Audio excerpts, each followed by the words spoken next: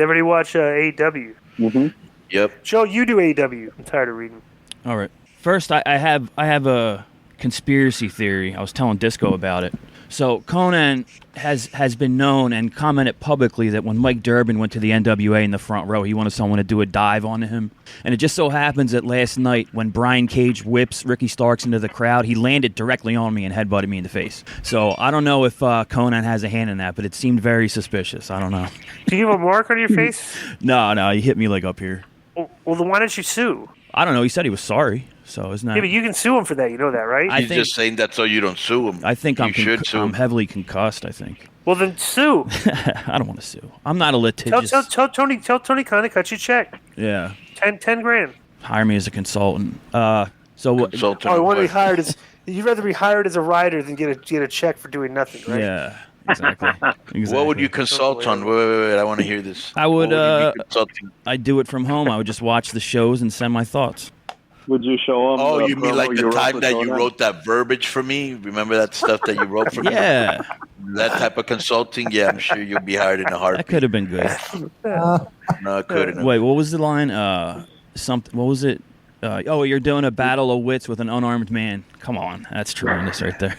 Jesus but all right, Christ. let me get that sounds like something your boy. What's the guy from the Torch? Keller. Wade Keller would say. Yeah. Right. All right. ProWrestling.net is where you want me to go, Di? Yep. All right. I popped at the line, Joe. Thank you. Thank you. Wait, hang on before you start. Give me a couple minutes. You guys can start without me. Although I did, I learned my place quick when Konnan came out and the promo was just like a million times better than what I had thought of. Okay, I see the difference. You know? All right. Did he say start? Yeah. Okay, so he said we could start with that one. there was there wasn't anything noteworthy. They taped Dark and what is it? It's not Explosion. Dark Elevation before the show. Nothing really crazy. Blue Meanie made a surprise appearance, and Crowbar made a surprise appearance actually. Devin Storm and had a hardcore match, but that's really it for that. So Dynamite starts. They're gonna start. They start out hot with the ladder match. How did Devin Storm look? Oh wait, that's no good. He looked good. Good. He's a very cool guy. Sorry, this was hits and misses. I have to get the review. The Blue Meanie. Yeah, the Meanie came because- out as his second.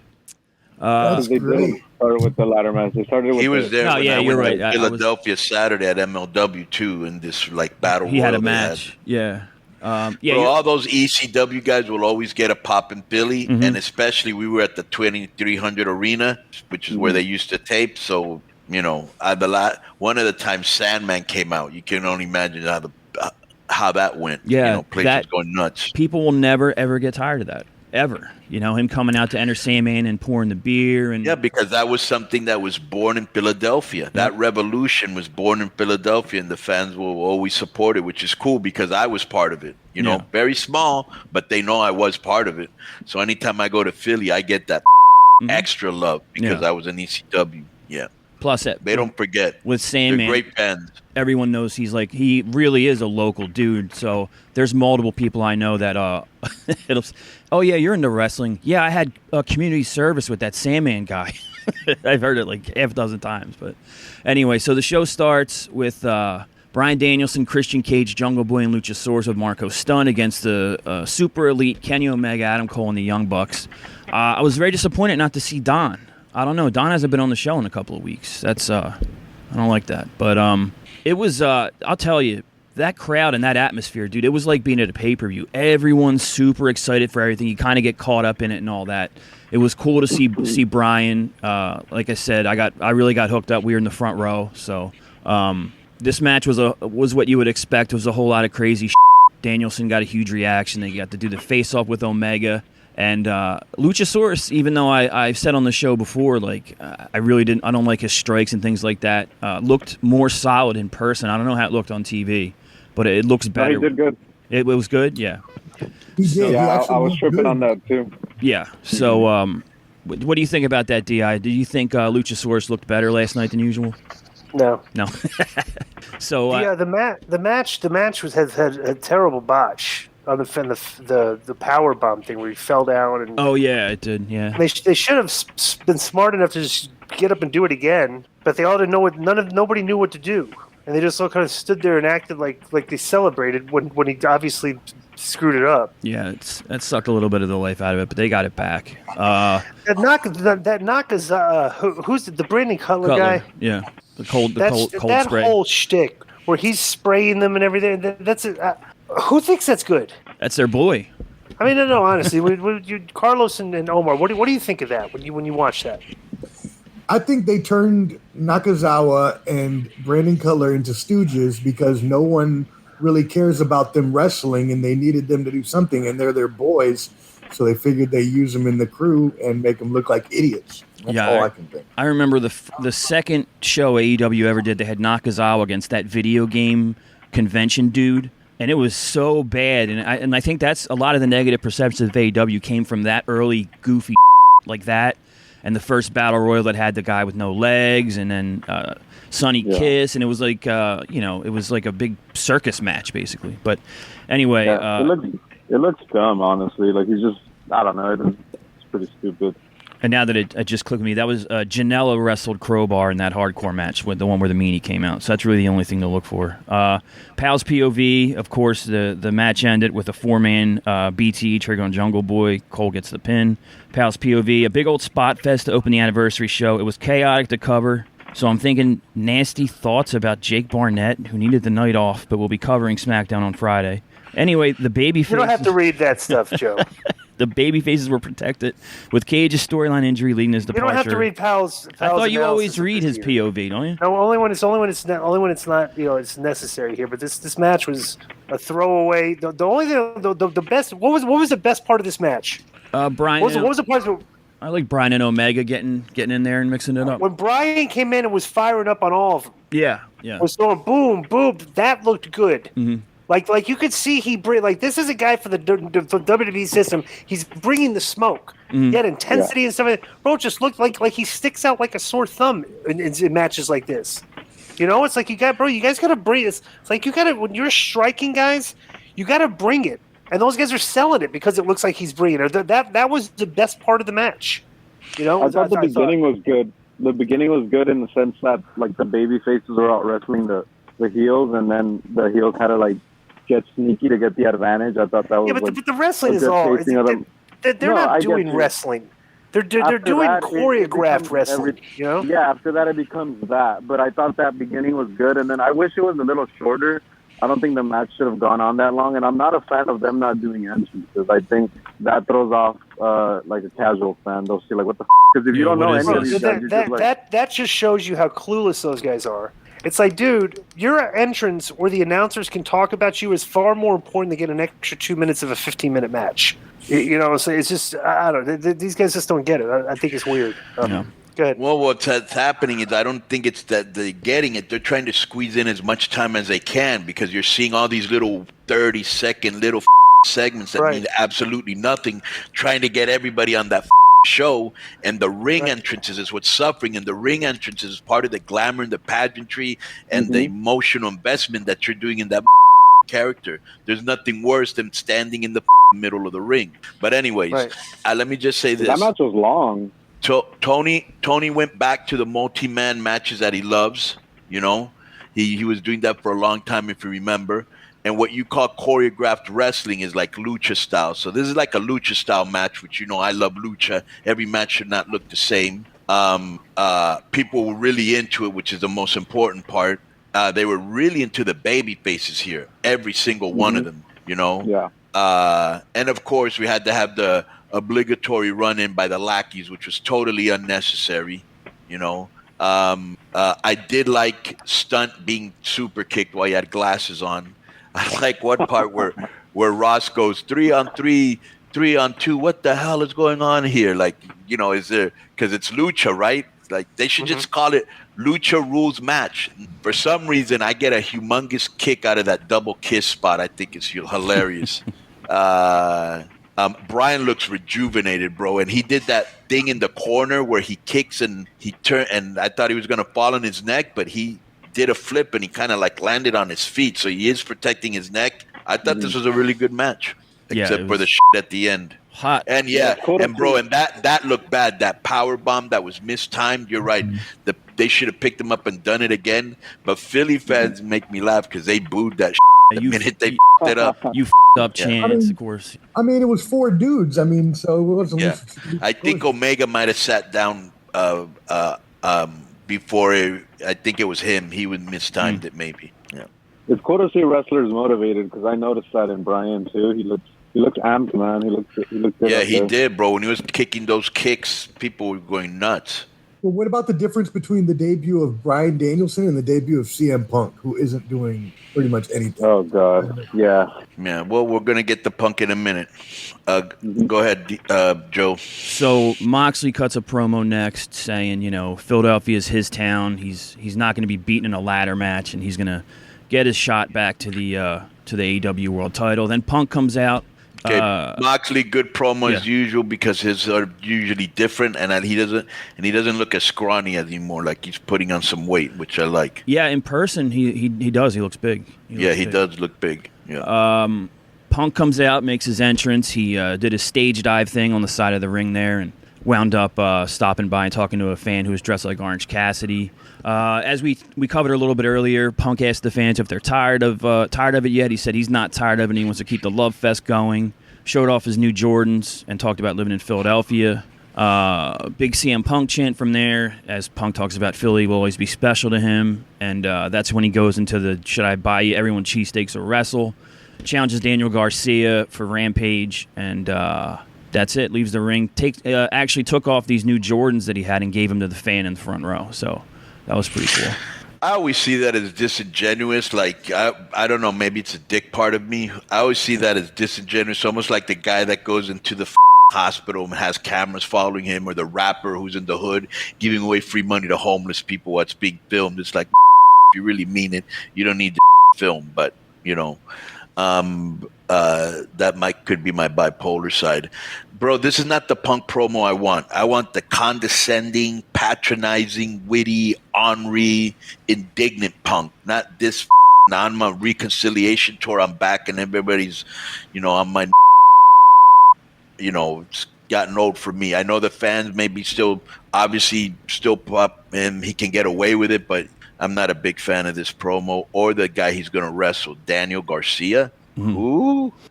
So they air footage of Arn Anderson on Busted Open, and then he was shown starting a trash can fire outside of Cody Rhodes' home. Cody walks out and asks him what he's doing, and Arn says you can have hit shows and other things, but you're not a very good wrestler right now.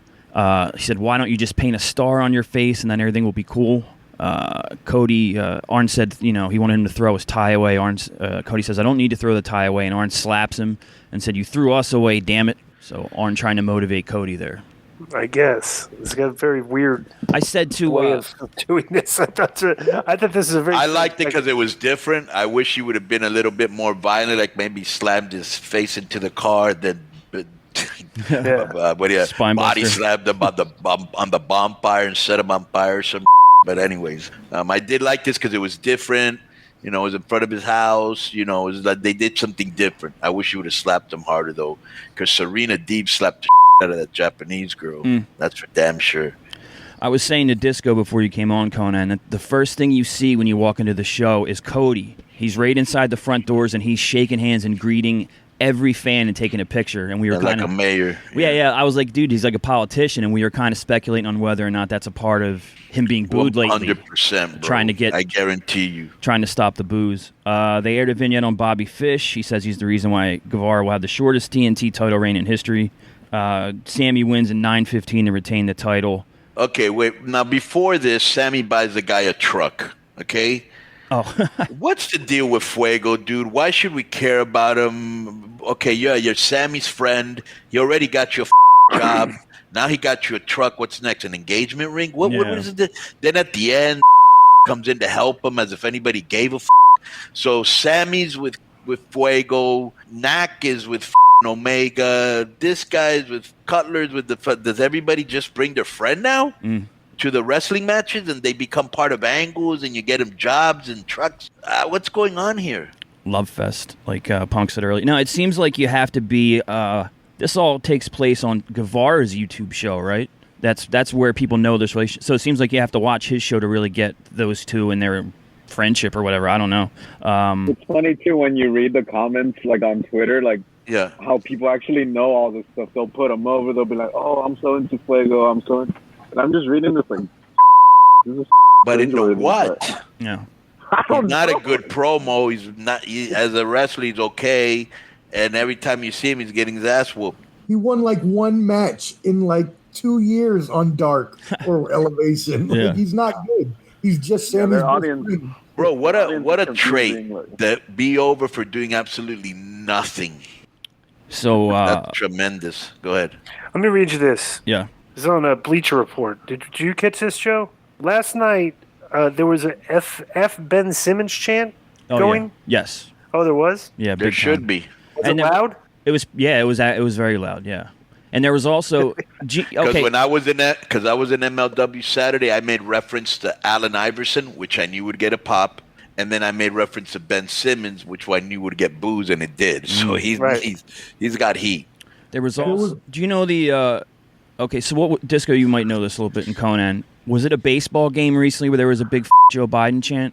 A bunch of sports. It happened a lot. So and apparently the commentators tried to cover up for it by saying they're chanting "Let's go, Brandon." It was Brandon. This NASCAR driver won a race. Yeah, he's getting interviewed in front of his car on the track, and the fans in the stands are chanting "F Joe Biden," and the announcer to cover is going, "Listen, the fans are saying, Let's go, Brandon." Ugh. So there was several "Let's go, Brandon" chants as well as the "Let's go, Brandon." There were? Let's go, Brandon sign in the front row, which was funny. Let's go, Brandon. Let's go, Brandon. So there on ROH a couple weeks ago, I watched the replays. They had a similar segment to where they shit on Ben Simmons, and the whole crowd just popped. Because they taped in Philly also, yeah. Yeah, he's getting it everywhere in Philly, and it was. Poor Ben Simmons is just getting emasculated. I mean, he couldn't shoot. He sucked in the playoffs. He's getting ran out. Bro, Trey Young ate him up. He disappeared in the fourth quarter. Well, of course, in his ass. Yeah. Now he's got to change teams. His career might be done. You know. What else we got, Joe? So Dan Lambert led American Top Team and Scorpio Sky out. They jumped Guevara. Fuego del Sol ran out to help. He was outnumbered. And then Judas played, and Jericho and Hager cleared the ring. Lambert said, "That's enough of the stupid song." The music stopped, but the fans kept singing. Lambert was booed loudly. It says here that's an understatement. It was very loud. He got a lot of heat. And Lambert, of course, put over that AEW is going to Miami, which is America Top Team's home. So Lambert challenges Guevara, Jericho, and Hager to face Junior Dos Santos, Ethan Page, and Scorpio Sky, and Masvidal will be his bodyguard there. It was so loud that I didn't hear any of that, and Jericho commented on it, saying he couldn't hear a thing he just said, and that his team's going to be... It really was that. So the crowd was getting that much heat, he couldn't hear him. Couldn't hear him, yeah. And so Jericho grabbed another mic and said that his team will beat what? What did he say? Beat the living out of Lambert and his team. So, so I put over the Miami. And bro, but when Chris came out, that place erupted. Yeah, I couldn't. What a pop! Yep. Wait, did we talk about the State of Guevara against Fish? Yeah. Or did I miss that? Oh, we did. We did. So this is all right. Okay. I'm sorry. Okay, but there's no way that I don't care who hits the ring. If you're MMA fighters, you're not. You're fighting these guys. Like them powdering out was just absolutely just ridiculous to me.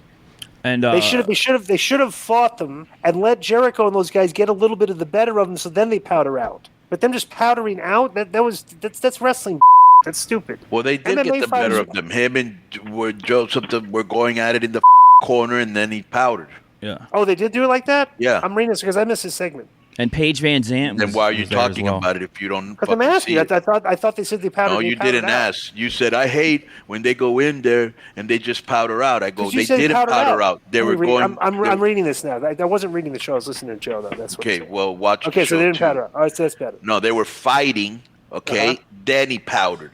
Okay, that makes. Yeah. This is the way it should have been laid out. That's good. Right. Exactly. Right.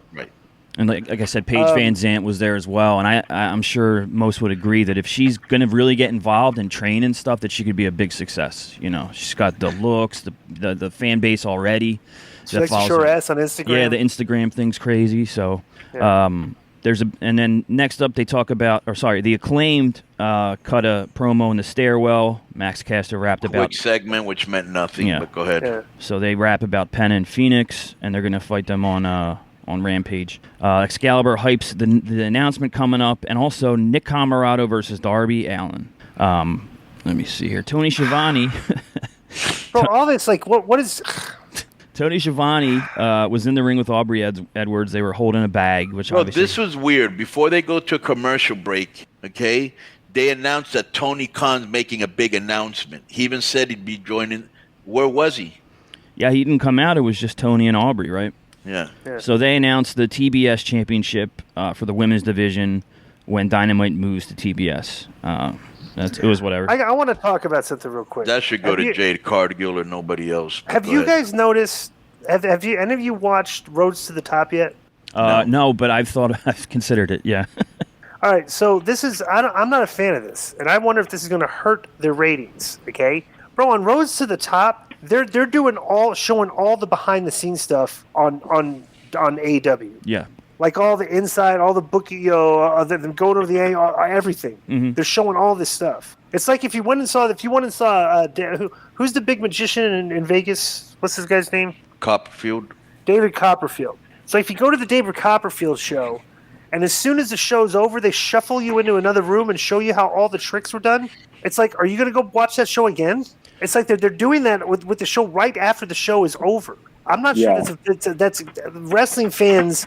I'm sorry. I don't think it's good for you. Go ahead. Kayfabe's over and the fans are still there, bro. Let's see what this does to the numbers. I don't think it does anything. I think it will. Okay, and I'm always right. I don't. So. No, you're not. So JR interviews Darby Allin. I do respect your right to be be wrong, though. Go ahead. Allin recalls MJF talking about his uncle who died after drinking and driving with him in the car when he was just 5 years old. Allin says he wears his face paint on half his face because 50% of him is still dead inside. He said he faced death that day and that MJF will not win their war mentally or physically. And then he wrestled Nick Comoroto. He came out with QT and Aaron Solo. Darby. Let me just say this about that promo. Yeah. For him, this was a good interview because he's not good live, but his best promos have been these that have been like pre-tapes. You know what I'm saying? Yeah. Short match, 3:15. Allin beats Comoroto with the coffin drop, and Stinger. Bro, I don't understand this. So here's another match where there's no stakes. You knew who was going to win. It's during the Major League Baseball playoffs, okay? And you're putting him against Comoroto, who besides him, his siblings, and Joe, who cares? I mean, this is the playoffs, bro. You should be having better matchups.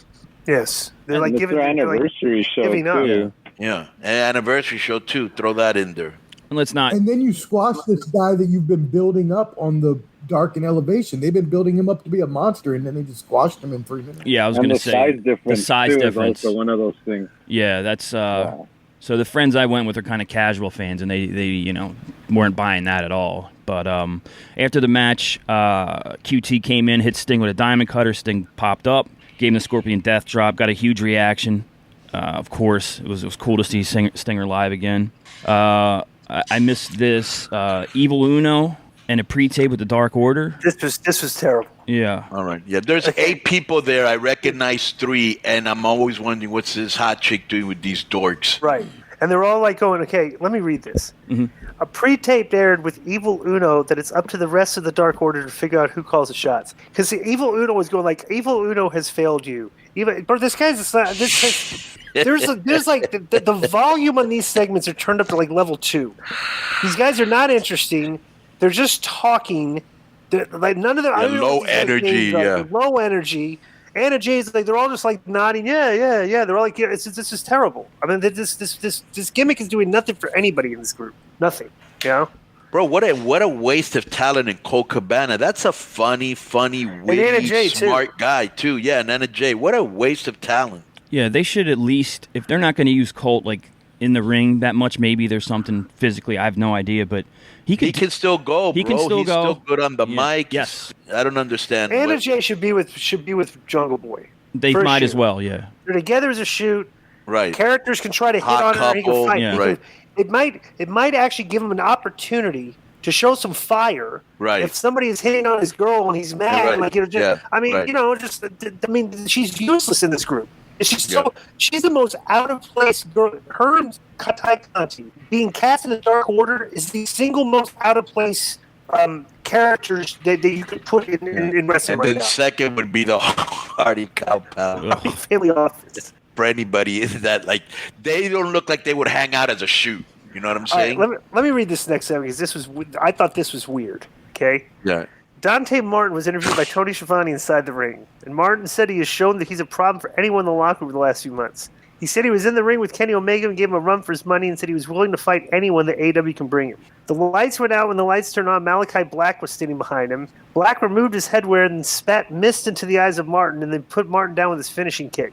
The lights went out again. Okay, this was weird. The lights went out again, and then they came back on, and the Martin guy was not. He was just down on the floor at ringside after he got knocked out, and Black said the House of Black accepts. Well, why did they have to turn the lights back off on and on for that? Did they miss something? I wonder if they missed something there. Too. Like the Martin guy was out of the ring too, which was also weird. That's what I'm saying. He was down at ringside. So it's like I don't know why they, right?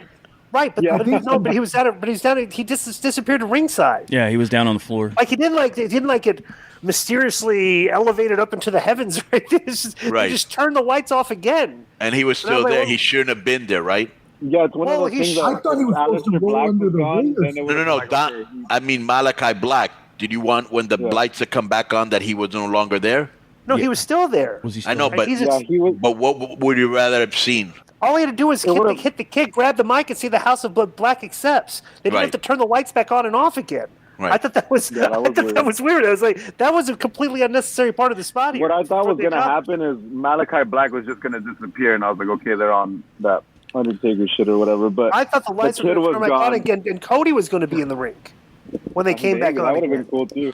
Yeah. But it's like this is the Martin guy was gone, and Cody said, "I accept." Yeah, even if you didn't have Martin roll under the ring. He should have stood right over him. Said, "I accept." Yeah. That's the spot. But here's the thing. Here's the other thing, bro. He's in the ring sounding kind of cocky. Instead of saying, "Hey, it's been a pleasure to fight these guys," no, he's like, "Oh, I hung with Omega, and I'm a problem for anybody." I'm like, I hope you do get your head knocked off. Next thing you know, Malachi Black is there, who looks cool as and does cool, and the people are cheering him. Okay, against another baby face. You might want to turn Malachi. Well, they already have, I thought, because he's getting cheered.